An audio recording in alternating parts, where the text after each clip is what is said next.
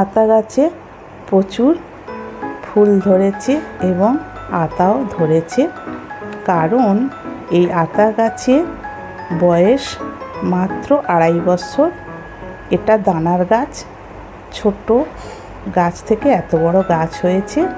আর এখানে ফল ধরার একটা গোপন টিপস বলে দিচ্ছি। এই গাছের যে ফুলগুলো হয়েছে সেই ফুলগুলো মধ্যে কিন্তু পরাগায়ন করে দিতে হবে, তবে কিন্তু ফলে পরিণত হবে।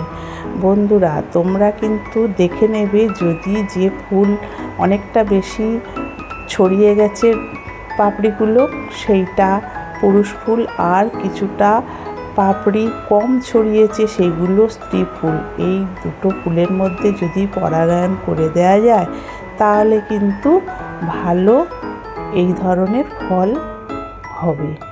বন্ধুরা, তোমরা কিন্তু যদি সমস্যা মনে করো তাহলে এইভাবে টিপস ফলো করো। এই ছিল আমার আজকের ভিডিও।